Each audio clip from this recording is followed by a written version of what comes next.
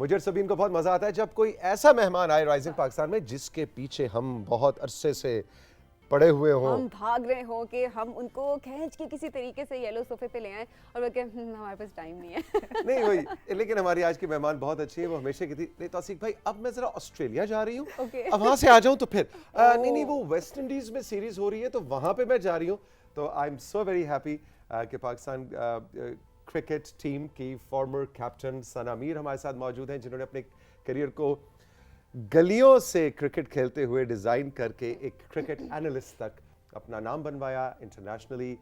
इनकी बात को क्रिकेट के हवाले से बहुत बावज़न समझा जाता है और इनकी पर्सनैलिटी इतनी मज़ेदार है कि बहुत सी बच्चियों के लिए ये इस वक्त एक रोल मॉडल है, इंस्पिरेशन है। We are so honoured and pleased कि सना मीर आज राइजिंग पाकिस्तान के येलो सोफे पे मौजूद है। गुड मॉर्निंग, अस्सलाम वालेकुम। गुड मॉर्निंग जी, वालेकुम अस्सलाम। फाइनली सना, फाइनली बिल्कुल पकड़ लिया आप लोगों ने मुझे। वेस्ट इंडीज से आ रही हैं तो न्यूजीलैंड जा रही हैं, इंडिया से आ रही हैं और इंग्लैंड जा रही हैं, कहाँ से आ रही हैं और कहाँ जा रही हैं ये बताएं। अबू धाबी से आ रही हूँ और यूएस जा रही हूँ इंशाल्लाह। अच्छा, करीब पर नहीं, I am really glad to be here. बिल्कुल, thank you very much, thank you very much. अच्छा जी, कहानी फिर वहीं बचपन की गलियों से शुरू करते हैं। हमें पता चला है कि बड़ी शिकायतें आती थीं घर में आपकी। बिल्कुल ज़रूर आती थी, क्योंकि पहले तो लोगों को आदत नहीं थी कि कोई लड़की बाहर खेल रही हो, और फिर हमारा कोई टाइम नहीं होता था। जैसे स्कूल से वापस आते थे हम खेलना शुरू करते थे और मगरिब की अजान का ब्रेक होता था, उसके बाद फिर वापस आते थे और एक स्ट्रीट लैंप होता था, उसके नीचे भी हम आके प्लास्टिक बॉल से खेलते थे। तो पूरा दिन जो किसी को सोने नहीं देते थे, क्योंकि अपील्स की आवाज़ें आती होती थी अंदर। अच्छा, कौन कौन होता था? आप होती थी और जो सबसे ज़्यादा जिसको मैं समझती हूँ, जो सबसे ज़्यादा प्रैक्टिस मेरी हुई है वो टेक्सिला कैंट में हुई है। खेला मैंने पिंडी में भी, चकलाला स्कीम 3 में जब अबू की पोस्टिंग थी, फिर गुजरांवाला में हम लोग रहते थे, वहाँ पे भी बहुत खेला।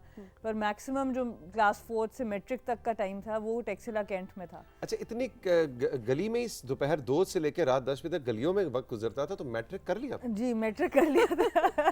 वो ऐसा होता था जितनी देर मैं अपनी बारी की तैयारी करती थी तो स्ट्रीट लैंप के नीचे ही अपने साथ पढ़ाई भी कर लिया करती थी। सो ये था कि ऑब्वियसली टीचर्स बड़े अच्छे थे, घर का भी माहौल ऐसा था कि पढ़ने का टाइम मिल जाता था, भाई बहन दोनों हेल्प कर देते थे, फ्रेंड्स अच्छे थे, हेल्प कर देते थे।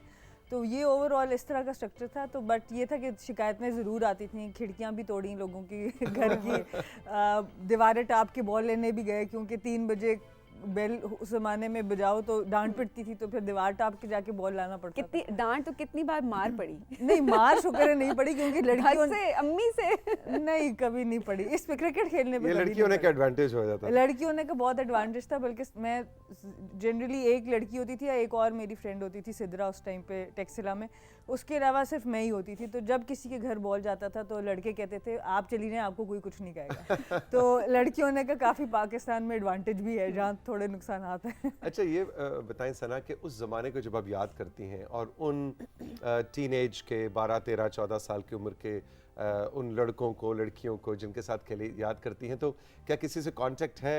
डू दे फील प्राउड कि भाई सना मीर फिर दी सना मीर बन गई? बिल्कुल, कुछ लोगों से है, कुछ लोगों से राब्ता ख़त्म है। वापस गई भी टेक्सिला ढूंढने के लिए उन लोगों को, क्योंकि उस ज़माने में ना मोबाइल फ़ोन्स होते थे हमारे पास। जब मैं फाइनली मैट्रिक के बाद कराची चली गई तो हमारे पास कोई उस तरह से कांटेक्ट नहीं था। तो थ्रू फेसबुक, थ्रू एक लड़का मुझे मिला जो जिसके साथ मैं खेलती थी, एयरपोर्ट पे उसकी जॉब थी। तो वहाँ मिले, तो कुछ ना कुछ से राब्ता है अभी और कुछ से नहीं भी है। कुछ को मैं जाके वापस ढूंढा भी, बट वो वहाँ पे नहीं है। तो बड़ी अच्छी फीलिंग है, क्योंकि ये वो लोग थे जिनके साथ मेजॉरिटी टाइम गुजार के मैंने सीखी कि क्रिकेट की इंटरनल डायनामिक्स क्या होती हैं, फील्ड सेटिंग किस तरह से की जाती है, और जो आपकी एक मसल मेमोरी डेवलप होती है सुबह से शाम तक। अगर आप कोई चीज़ करते रहें इवन एज अ किड, तो वो आपकी एक मसल मेमोरी में आ जाता है, चाहे गली में क्यों ना हो। गली में क्यों ना। तो 4 साल मैंने कम्प्लीटली छोड़ भी दी थी क्रिकेट, 8 से 2nd ईयर तक। अच्छा। क्योंकि पढ़ाई का ज़रा था, नस चली गई उधर पढ़ाई करने। तो वो सब चीज़ों की वजह से 4 साल छोड़ने के बावजूद जो मसल मेमोरी उस टाइम पे डेवलप हुई थी, तो आई थिंक उसने मुझे बड़ा हेल्प किया करियर में। इंटरेस्टिंग। अच्छा जी, वो ज़रा हमें 3 मोस्ट इमोशनल मोमेंट्स बताएं अपने करियर की।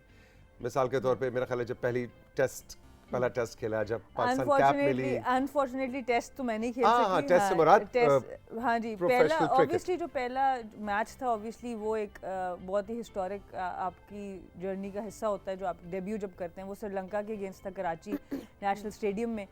अगले मैच में मेरी पहली विकेट थी मिताली राज की, ऑब्वियसली वो उस वजह से मुझे बड़ा पसंद है। और फिर जब हमने पहला गोल्ड मेडल लिया 2010 में as a team, I think उस टाइम पे पाकिस्तान क्रिकेट थोड़ा सा नीचे जा चुका था। 2009 में बॉम्ब ब्लास्ट हुआ थे जिसकी वजह से इंटरनेशनल क्रिकेट नहीं आ रही थी। फिर वो मैच फिक्सिंग, स्पॉट फिक्सिंग की चीज़ें आ गई थी, तो बड़ा डाउन मोराल था। उस सारे माहौल के अंदर जब हमने 2010 का पहला गोल्ड मेडल एशियन गेम्स में लिया तो पहली दफ़ा ऐसा लगा कि पूरे पाकिस्तान ने आपको ऑन किया। तो आई थिंक वो एक बड़ा इमोशनल मोमेंट था जिसमें सारी लड़कियों को वो पजीराई मिली जो हम चाहते थे कि उनको मिले, जो वो डिज़र्व करती थी। तो प्रॉपरली पूरा पाकिस्तान ने हमें बैक करना शुरू किया। आई थिंक वो एक बहुत मेरे लिए इम्पोर्टेंट मोमेंट था। फिर इंग्लैंड इंडिया को हराना पहली दफ़ा, आई थिंक वो वर्ल्ड कप में इंडिया को हराना, वो एक बड़ा इमोशनल मोमेंट था। तो बहुत से मोमेंट्स रहे, 2-3 को करना मुश्किल है। फिर जब मैं खुद वर्ल्ड नंबर 1 बनी, आई थिंक पर्सनली मैं वही कहने लगा था, वो मेरा ख्याल है जब वर्ल्ड नंबर 1 आप बनी थी, आई थिंक वो पर्सनली था। बट अगर मैं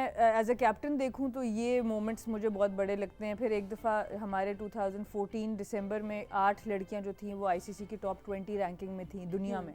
तो मेरे लिए एज अ कैप्टन वो बड़ा इमोशनल मोमेंट था कि हम लोग इतनी लड़कियां, we have been able to develop players. अच्छा, दुनिया के टॉप 20 में से 8 पाकिस्तानी थे? मतलब उसमें डिफरेंट कैटेगरीज में, बॉलिंग, बैटिंग और ऑलराउंडर्स में। तो वो मेरे लिए ऑब्वियसली एज अ कैप्टन बहुत प्राउड मोमेंट था that we were able to develop. और ये मेरे लिए इसलिए था जो वर्ल्ड नंबर 1 है कि जब हम कहीं पे जाते थे लॉबी करने की लड़कियों के ऊपर, पैसा लगाएं, उनको स्पॉन्सरशिप्स दें, उनको कॉन्ट्रैक्ट्स दें, तो कहते थे कि लड़कियां क्या कर लें। तो मेरे नज़दीक ये एक इम्पॉर्टेंट एक ब्रेकिंग पॉइंट था कि आप इसके बाद अगर हम वर्ल्ड नंबर 1 तक पहुंच सकते हैं तो अब आपको इससे ज़्यादा क्या चाहिए कि आप हम पे इन्वेस्ट करें। इस वक्त क्या सिचुएशन है? इस वक्त चीज़ें बेहतर हो रही हैं बट कम पेस से। मैं अगर अपने हिसाब से देखूं तो बाकी दुनिया बहुत तेज़ी से प्रोग्रेस कर रही है।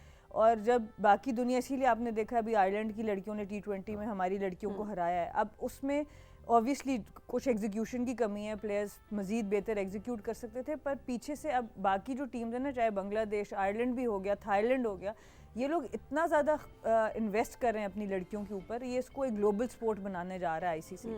तो जैसे टेनिस में अब आप मेल और फीमेल प्लेयर्स की आप देखते हैं बहुत कम डिफरेंस रह गया, क्रिकेट में भी कुछ अरसे में इसी तरह हो जाएगा। तो अगर हम लोग जल्दी से इसके ऊपर काम शुरू नहीं करेंगे तो हम पीछे रह सकते हैं। सना, कितना मुश्किल था जर्नी की अगर मैं बात करूँ, हम यहाँ पर अचीवमेंट्स की बात करें, सेलिब्रेट करें आपके काम को, लेकिन at the same time captain होना और फिर लड़की होना और अपने आप को क्रिकेट की फील्ड में मनवाना, सबीन आई थिंक आप भी रिलेट करोगी। आप माशाल्लाह पीटीवी तो वैसे ही एक प्लेटफॉर्म है जहाँ पे आपको बहुत अच्छा माहौल मिलता है, बट स्टिल जब आप एक लड़की होकर घर से निकलते हैं तो बहुत सी मुश्किलात आती हैं। और ख़ास तौर पे एक ऐसी फील्ड में जहाँ पे ऑलरेडी बहुत ज़्यादा जो पाथ है वो डिफाइंड नहीं होता। तो जब आपको खुद से डिफाइन करना पड़ता है वहाँ पे मुश्किलें तो ज़रूर आती हैं। पर मतलब मुश्किलों की अगर हम बात करें उसके लिए एक अलग शो हमें करना पड़ेगा।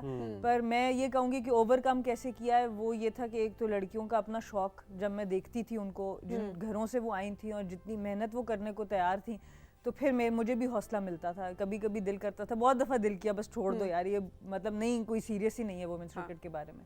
पर वो लड़कियां इतनी सीरियस होती थी कि उनको देख के आपको और मोटिवेशन होती थी कि हम नहीं इसको छोड़ सकते।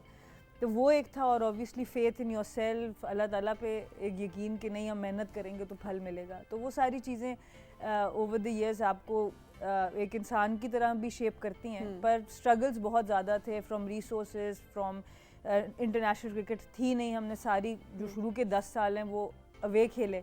तो जब अब निकाल के स्टैट्स देखते हैं कि जी लड़कियां इतना हारी हैं, वो नहीं पता क्योंकि टीम्स इधर आनी बंद हो गई। तो आपके पास ना अंडर 19 थी, ना डेवलपमेंट स्क्वाड था, सीधा पाकिस्तान से गलियों से और क्लब से उठ के आप जाके इंटरनेशनल मैचेस खेलते थे। तो वो फिर ऑब्वियसली इतना आसान नहीं था, बट अल्लाह का शुक्र है कि हो गया कुछ। अच्छा भाई, सना का जो अब एक करियर का जो एक टर्न आया है ना कि बॉल और बैट से दोस्ती अचानक इनको करनी पड़ गई माइक्रोफोन और कैमरे से दोस्ती। As an analyst, as a commentator. हम राइजिंग पाकिस्तान में एक छोटा सा ब्रेक लेंगे, ब्रेक के बाद जब वापस आएंगे तो ये जो दूसरा रुख है करियर का, शख्सियत का, इस पे थोड़ी सी बात करेंगे कि कितना मुश्किल था स्विच करना और इस लाइफस्टाइल, इस करियर में सना कैसे अडेप्ट करता हुआ अपने आप को देख रही हैं। रही हमारे साथ, अभी मिलते हैं।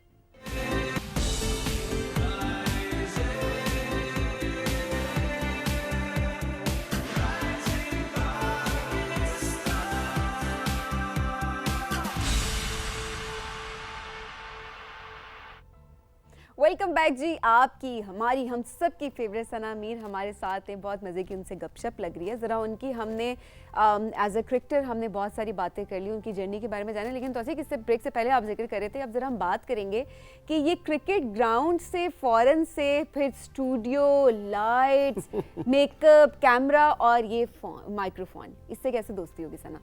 बस करनी पड़ी सबीन दोस्ती, क्योंकि क्रिकेट के बाद जो अपॉर्चुनिटीज़ हैं, आई थिंक ये मेरे लिए आसान था क्रिकेट से कनेक्ट रहना थोड़े डिस्टेंस से, क्योंकि 15 साल बिल्कुल I was in the centre, तो थोड़ा सा एक डिस्टेंस से क्रिकेट से कनेक्ट रहना मेरे लिए ज़्यादा हेल्दी था। और उसमें सबसे ज़्यादा मुश्किल 2 चीज़ों में हुई। एक तो ये था कि पूरा जो आपकी 15 साल की या 20 साल की ट्रेनिंग थी, वही होता था कि जब बॉल ने हवा में जाना है तो आपने बिल्कुल कूल एंड काम रहना है उसके नीचे, और जो एज ए कमेंटेटर आपकी ट्रेनिंग है, आपने उस वक्त फ़ौरन एक्साइटमेंट क्रिएट करनी है और खूब शोर मचाना है, the ball is gone up in the air, वो वाला। तो पहले तो उसको समझना, क्योंकि जब बॉल हवा में जाती थी मुझे लगता था मुझे कैच पकड़ना है, तो थोड़ी देर मैं रुक जाती थी बोलते बोलते। तो एक तो प्रोड्यूसर कहता हूँ बोली यही तो मोमेंट है। तो आई थिंक एक तो वो मुश्किल था, और दूसरा सबसे जो हम ऑफ एयर भी बात कर रहे थे कि मेरे पास एक ही किट थी क्रिकेट खेलने से पहले, और वो मेरे बैट, बॉल, ग्लव्स और जूते थे। जब यहाँ आए तो मेकअप किट चाहिए थी, तो वो मुझे तो पता भी नहीं था उसमें क्या क्या होता। फिर मैंने अपने मेकअप आर्टिस्ट को ही कहा, आप मुझे एक किट बना के दें और समझाएं कि इसमें कौन सी चीज़ क्या क्या होती है। तो आई थिंक वो एक पूरी जर्नी थी, और वो अभी भी मैं स्ट्रगल करती हूँ, बिकॉज मुझे इतना पसंद नहीं है कि हम लोग बहुत ज़्यादा अपनी स्किन के ऊपर यूज़ करें, but because of these lights आपको कुछ ना कुछ करना पड़ता है। अच्छा, जब मैच देखते देखते कभी दिल करता है एज अ कैप्टन कि मैं होती तो ये करती, या मैं होती तो वो एक, हाँ, उस पर कोशिश करती हूँ कि ज़्यादा ना सोचूं, बट वो आपको हेल्प भी करता है एज अ कैप्टन। आपका अगर थिंकिंग माइंड हो तो आप गेम को एनालाइज बहुत बेहतर कर सकते हैं। तो आई थिंक वो एक अच्छी चीज़ है, और आई थिंक उसमें जब मैं कैप्टन नहीं भी थी या जब मैंने कप्तानी छोड़ के भी खेला, तो उसमें खेलने में भी फ़ायदा होता है और इवन कमेंट्री में भी फ़ायदा होता है, बिकॉज आप गेम में इन्वॉल्व रहते हैं, कनेक्टेड रहते हैं। सो आप लर्न करते रहते हैं कि अगर किसी कप्तान ने ये किया है, क्यों नहीं किया। तो आई थिंक वो एक बड़ी ज़बरदस्त लर्निंग एक्सपीरियंस। हमारे कंट्रोल रूम के पास आपकी खैर बहुत बड़ी लाइब्रेरी है तस्वीर की, लेकिन उसमें से कुछ तस्वीरें वैसी हमने कहा ज़रा फील देते हैं। वाह जी वाह। ये चाइना में मुझे याद है एशियन गेम्स जो थी ना, ये उसमें से एक मैच की तस्वीर है, ओके, जिसमें हमने गोल्ड मेडल 2010 में लिया था। ये 2017 का वर्ल्ड कप है, ये उसकी तस्वीर है। साउथ अफ्रीका के अगेंस्ट मैच था, मेरे ख्याल से लिजेल ली को आउट किया था। ये अभी मैं अबू धाबी जो आपसे जिक्र करी थी, जी जी। ये रोटरी इंटरनेशनल की तरफ से मुझे और समीना बेग जो हमारी जी जी बिल्कुल ज़बरदस्त, समीना भी हमारी सुपरस्टार है जी, उनके साथ हम दोनों को अवार्ड दिया गया। ये वर्ल्ड कप 2017 जब आप मुझे बुलाना चाह रहे थे और मैं न्यूजीलैंड तो ये प्रूफ है कि मैं आपसे सही बात कर रही नहीं बिल्कुल, मैं सना आपको मैं फॉलो करता हूँ, मुझे पता है आप झूठ नहीं बोल रही थी, जिस मुल्क का कहती थी वहीं जाती थी। अच्छा जी, ये कहाँ की? ये भी जी रोटरी इंटरनेशनल के लिए हम लोग ये किदवाई साहब ने हमें इनवाइट किया था, साथ समीना बेग भी खड़ी हैं, आप देख सकते हैं।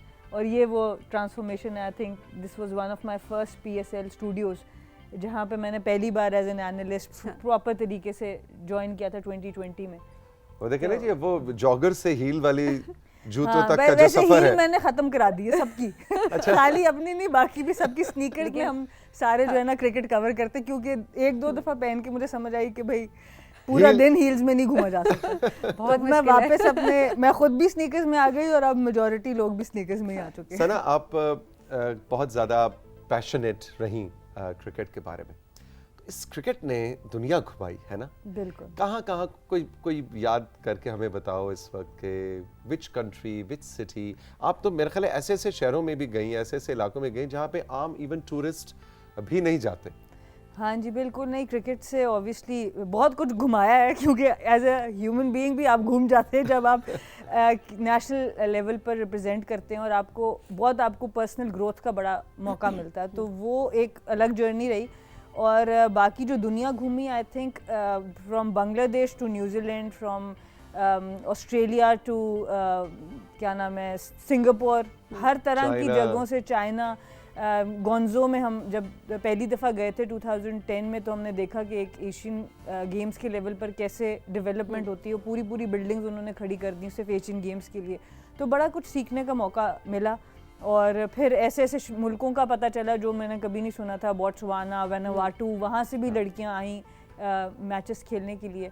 और ख़ास तौर पे मुझे लगता है जो आपको एक्सपोजर होता है लोगों से मिलने का, उनकी सकाफत को समझने का, उनके बिलीफ सिस्टम्स को समझने का, आई थिंक वो एक बड़ा ज़बरदस्त चीज़ है। बिकॉज आप अपने एक बबल में रह रहे होते हैं, आपको लगता है ज़िंदगी गुजारने का यही एक तरीका है, पर आप जब निकलते हैं, ड्रेसिंग रूम्स शेयर करते हैं, ग्राउंड शेयर करते हैं, तो आपको पता चलता है कि कितनी डिफरेंट तरीके से ज़िंदगी गुजारी जा सकती है और वो हर तरीका अपने अपने हिसाब से ठीक हो सकता है। तो आई थिंक एक टॉलरेंस का एक आपके अंदर एक चेंज आता है, एक्सपोजर आता है। तो आई थिंक स्पोर्ट्स एक ऐसी चीज़ है और ख़ास तौर पे जीतना हारना आपको आता है ज़िंदगी में। तो आई थिंक बहुत कुछ सीखा है और अभी बहुत कुछ सीखना है। अच्छा, जो पाकिस्तान का कौमी तराना जो बजता है वो जो हमारे मर्दों की टीम है वो तो बड़े इमोशनल हो जाते हैं।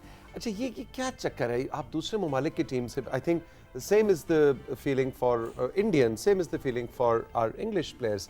ये क्या चीज़ होती है? कौमी तराना और कौमी परचम हम भी बहुत प्यार करते हैं, लेकिन जब आप फील्ड में खड़े होते हैं एज अ स्पोर्ट्स पर्सन, वो क्या कुछ फ़र्क होता है?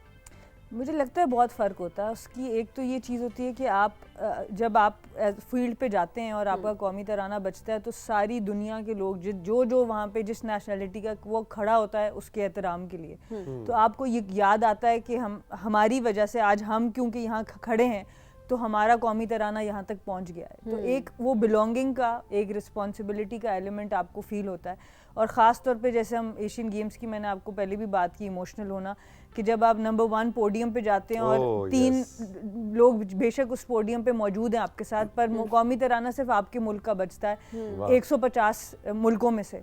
तो आई थिंक वहाँ पे जो एक फीलिंग होती है कि आपने सिर्फ, ये आपकी जीत नहीं है पर पूरे मुल्क की जीत है, और ऐसा मुल्क जो ज़्यादातर मुश्किलात में ही रहता है, ऐसा मुल्क जो स्ट्रगल ही कर रहा होता है और उसके साथ कम लोग सिंसेयर हैं, इसमें कोई शक नहीं है। मेरा नहीं ख्याल कि हम इसमें कोई बात ढाँप सकते हैं। हम लोगों की जो नेशनल प्रेफरेंस है, हमें इसको मज़ीद ऊपर रखना है ताकि हमारा मुल्क ऊपर जा सके। तो आई थिंक वो छोटे छोटे मोमेंट्स होते हैं जहाँ पे हमें लगता है कि हमने अपने मुल्क को टॉप ऑफ द वर्ल्ड कर दिया है, तो आई थिंक वो फिर ऑब्वियसली बड़ा स्पेशल हो जाता है। सबीन, क्यों ना आखिर में हम सना मीर से एक $1 मिलियन क्वेश्चन इनसे भी कर दें। हमारा एक सेगमेंट है $1 मिलियन टिप्स का, एडवाइस का, उन बच्चियों को जो इस वक्त rising Pakistan, PTV home, PTV global कहीं भी देख रही हैं, किसी का ताल्लुक सखर से है, बूरेवाला से है, पिंडी से है, मर्दान से है, वो लड़की क्रिकेटर बनना चाहती है, प्रोफेशनल क्रिकेट खेलना चाहती है, डायरेक्ट उससे कुछ मशवरा दीजिए।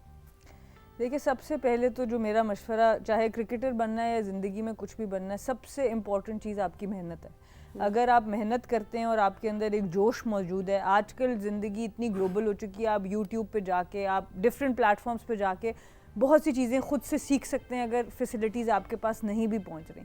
तो एक तो ये है कि आप मेहनत करके उन चीज़ों तक पहुंचे जहां तक आप जाना चाहते हैं, शॉर्टकट्स के ऊपर मत जाएं, मेहनत करें। और दूसरा ये कि अपने अंदर सेल्फ बिलीफ रखें, ऑनेस्टी रखें, तो ख़ुद ब खुद अल्लाह ताला आपकी मदद ज़रूर करेगा। और पेरेंट्स, ख़ास तौर पे मुझे लगता है कि पेरेंट्स के बगैर, मैं भी अगर आज बैठी हूँ तो मेरे पेरेंट्स की वजह से यहाँ पे, क्योंकि हमारे सिस्टम्स अभी इतने मजबूत नहीं है कि हम खुद ही जाके सब कुछ कर लें। तो पेरेंट्स का बड़ा इंपॉर्टेंट रोल है उन बच्चियों को, और उन बच्चियों को भी चाहिए अपने पेरेंट्स को कन्विंस करें, जो भी आप करना चाहते हैं एक ट्रस्ट लेवल कायम करें ताकि आप एक दूसरे से बात शेयर कर सकें और मिल के एज ए टीम जो है ना आगे अपने सक्सेस की तरफ जा सकें। क्योंकि अगर खाली अकेले आप मेहनत करेंगे तो इतनी मुश्किलात हैं कि कहीं ना कहीं आप थकेंगे ज़रूर। तो जब आपके साथ एक सपोर्ट सिस्टम साथ होगा, पेरेंट्स का, दोस्तों का, मेंटर्स का, तो आपके लिए वही जर्नी थोड़ी सी आसान हो जाएगी। इस वक्त जो हमारी टीम है या वो प्लेयर्स जो आपके साथ खेलते चले, उनका ज़रा एक हल्का सा जनरल प्रोफाइल बताएं। दूर उफ्तादा छोटे गांव देहात से भी ताल्लुक होगा, बड़े शहरों से भी ताल्लुक होगा? It's a mix of like the men's team. बिल्कुल जी, इट्स अ मिक्स। और होता ही है कि क्योंकि लड़कियां उतना गली क्रिकेट नहीं खेल सकती, मैंने तो क्योंकि कंटोनमेंट्स में रही तो कहीं पे भी चले जाते थे, तो होता क्या कि लड़कियों को कराची और लाहौर आना पड़ता है, डिफरेंट कॉलेजेस में आके रिहाइश लेती हैं, हॉस्टल्स में रहती हैं। पर गिलगित से भी हमारे पास लड़कियां हैं, हमारे पास हैदराबाद से एक ज़माने में 3 लड़कियां हुआ करती थीं, मुल्तान से, खानेवाल से हमारे पास लड़कियां हुआ करती थीं, मुरीदके से एक लड़की सबा खेली थी अभी पिछले दिनों। तो मतलब बहुत डिफरेंट वास्ट, आपका स्प्रेड बहुत ज़्यादा है, पर ज़्यादा उनको रहना लाहौर कराची ही पड़ता है फैसिलिटीज़ इस्तेमाल करने के लिए, क्योंकि एज ए क्रिकेटर जब तक आप ग्राउंड में उतरेंगे नहीं रोज़, तब तक आप जिम में रह के आप क्रिकेटर नहीं बन सकते। तो उसके लिए उनको क्वेटा से नाहिदा खान पिछले 15 साल से अकेली लगी हुई है, वहाँ से भुगती स्टेडियम अकेली वो जाती है। तो ये सारी जगह पे शौक मौजूद है, बट फैसिलिटीज़ अनफॉर्चुनेटली अभी भी 3-4 शहरों तक ही महदूद है। भाई बड़ा मजा आया, बातें सुनते रहेंगे, बातें सुनते, जितनी अच्छी क्रिकेटर है उतनी अच्छा बोलती भी है। We are so happy and so proud of you Sana. और आप तो इस वक्त नुमाइंदगी कर रही हैं उन तमाम खवातीन क्रिकेटर्स की पाकिस्तानी, तो आपके तवज्जुद से हम उन सब का शुक्रिया अदा करना चाहेंगे और उनको थैंक यू कहना चाहेंगे for trying to make it happen for this country. बिल्कुल जी, इट्स ऑलवेज टीम स्पोर्ट। और मुझसे पहले जो रही लड़कियां उनका भी हमेशा मैंने शुक्रिया अदा किया, और जो बाद में भी हैं, क्योंकि ये लेगेसी आपने कंटिन्यू करनी है और सब मिलजुल के ही करेंगे तो इंशाल्लाह मुल्क का नाम रोशन होगा। ऑल द बेस्ट, बहुत बहुत शुक्रिया। Thank you Sana, thank you so much. अच्छा जी, छुट्टी टाइम। आज का प्रोग्राम मुझे तो बहुत मज़ा आया, अब्दुल्ला से लेके अब्दुल्ला के सेगमेंट कार्टून्स एंड देन सना मीर ने तो 4 चांद लगा दिए हमारे शो को। हलीम हम कैसे भूल सकते हैं, वो इन्होंने खाई थी, मैंने खाई नहीं थी, मैंने सिर्फ देखी है, हम सबको भूख लगी है इसके बाद। आज के शो के हवाले से कोई आपका कमेंट हो, कोई बात हो, सना के हवाले से कुछ कहना चाहें, कुछ पूछना चाहें, अब्दुल्ला, कोई भी सेगमेंट, एनी कमेंट, हमारा व्हाट्सएप नंबर आपके पास है। बिला झिझक जो कहना है अपने नाम और जगह के नाम के साथ कह दीजिए। जिंदगी ने दी इजाजत, कल फिर मुलाकात होगी, अपना बहुत सा ख्याल रखिएगा। खुदा हाफिज।